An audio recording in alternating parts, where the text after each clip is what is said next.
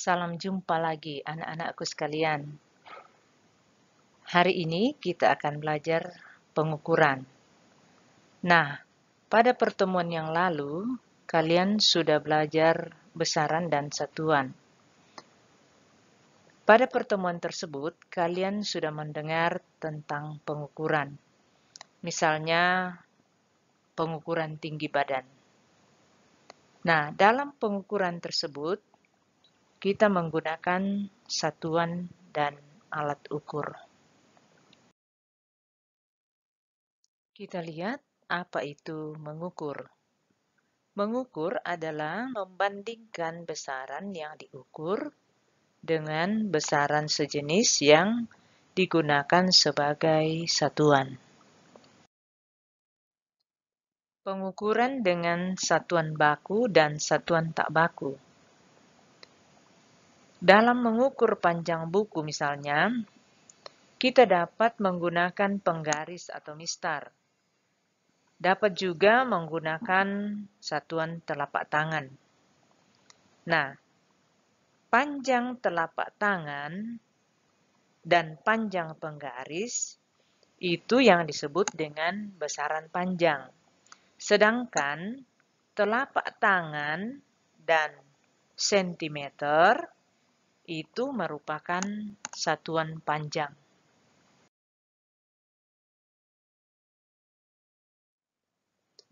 Nah, apa itu pengukuran dengan satuan tidak baku?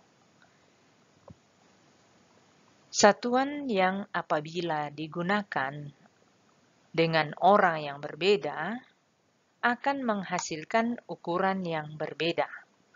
Itu yang disebut dengan pengukuran dengan satuan tidak baku. Artinya, kalau si A menggunakan alat ukurnya dengan menggunakan misalnya jengkal, maka si B belum tentu sama. Mengapa? Karena ukuran jengkalnya berbeda. Sehingga pengukuran dengan satuan tidak baku ini tidak dapat kita gunakan sebagai ukuran internasional. Karena tidak bisa menjadi patokan. Mengapa? Karena setiap orang yang menggunakannya akan menghasilkan ukuran yang berbeda.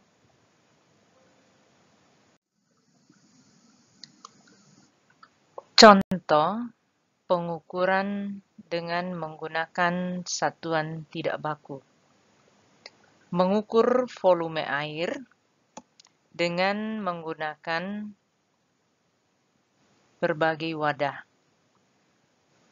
Nah, ini untuk mengerjakan aktivitas sains kegiatan 2. Nah, coba perhatikan wadah berikut. Yang ini botol, gelas, ini cangkir. Sekarang kita mau ukur volume air dalam satu botol ini. Satu botol air sama dengan berapa gelas? Kita ukur, tuang masuk ke sini. Nah, sudah 1 gelas, ya. Sudah 1 gelas. Nah, ini kita pindahkan dulu. 1 gelas. Kita ukur lagi. Ini. Ya. Sudah 2 gelas, kita pindahkan lagi. Nah, 2 gelas, masih ada sisa lagi. Ini.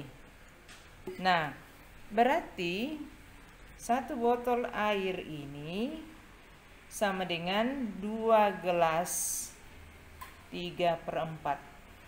Ya. Nah, yang berikut.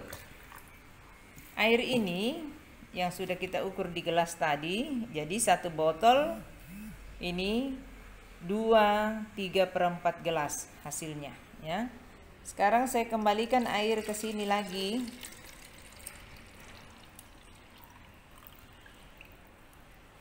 Nah, 1 botol saya ukur lagi dengan menggunakan cangkir. Satu cangkir kalau sudah penuh pindahkan lagi. Nah, ini. Pindahkan lagi. Berikut. Sudah satu cangkir ya.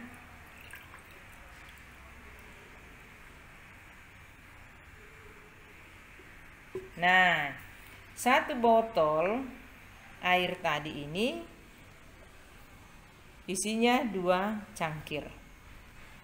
Jelas cara mengukurnya. Jadi satu botol tadi untuk mengukur dengan gelas ini, dengan gelas itu 2/3/4. Sementara dengan menggunakan cangkir ini, satu botol itu sama dengan 2 cangkir. Nah, demikian cara kerjanya untuk aktivitas 2. Pengukuran dengan satuan baku. Apa itu pengukuran dengan satuan baku? Satuan baku yaitu satuan yang selalu memperoleh hasil yang sama. Nah, contoh, apabila kita mengukur sebuah benda, misalkan meja, ya. Meja kalau diukur dengan senti, maka meja itu akan berukuran, siapapun yang mengukurnya akan tetap sama. Jadi kalau ukurannya 60 cm, maka siapapun mengukur nanti itu tetap 60 cm. Itulah yang disebut dengan pengukuran dengan satuan baku. Nah, berikut kita lihat pengukuran besaran pokok. Pengukuran panjang. Mengukur panjang dengan menggunakan penggaris itu bermacam-macam.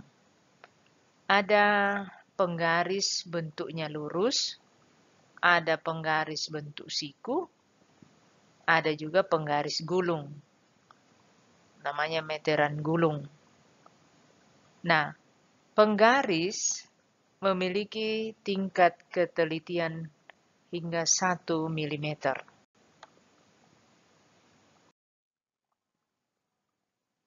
Pengukuran panjang dengan jangka sorong. Jangka sorong memiliki tingkat ketelitian yang berbeda. Setiap skala pada rahang tetap memiliki nilai sebesar 1 mm. Nah, apabila pada rahang geser nonius atau nonius terdapat 20 skala, maka ketelitian jangka sorong itu adalah 1 mm per 20 sama dengan 0,05 mm. Kemudian untuk jangka sorong dengan rahang noniusnya memiliki 50 skala, maka dia memiliki ketelitian 1 mm per 50 sama dengan 0,02 mm.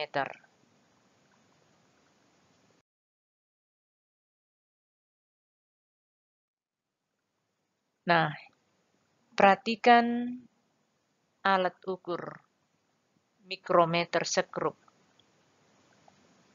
Pengukuran panjang dengan menggunakan mikrometer sekrup ini jauh lebih teliti dibanding dengan penggunaan jangka sorong. Ketelitiannya itu 0,01 mm atau 1/100 mm. Jadi, mikrometer sekrup ini merupakan alat ukur panjang yang paling teliti. Nah, biasanya penggunaannya ini untuk mengukur tebal benda yang berbentuk plat atau berbentuk lembaran. Bisa juga mengukur diameter misalnya kawat.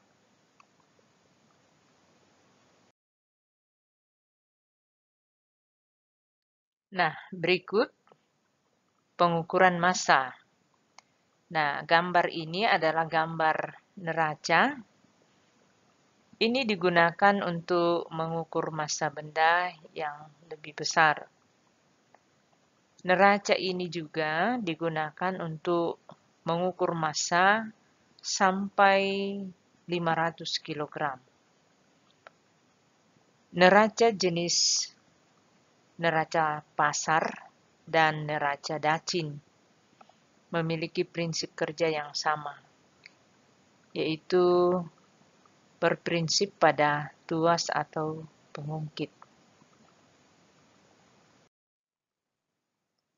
Pengukuran waktu.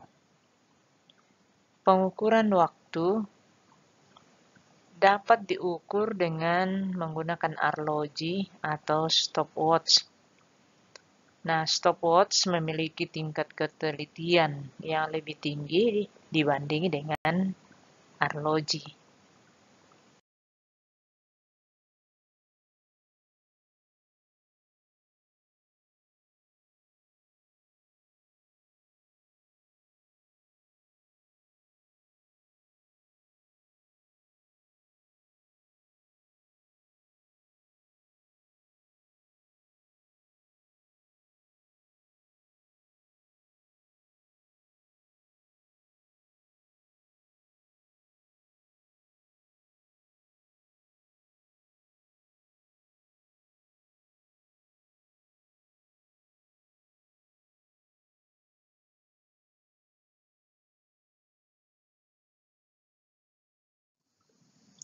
Sekian dulu pertemuan kita hari ini. Untuk lebih jelasnya nanti, kita akan praktekkan penggunaan berbagai alat ukur pada pertemuan berikutnya. Dan untuk hari ini, jangan lupa kerjakan aktivitas sains kegiatan 2.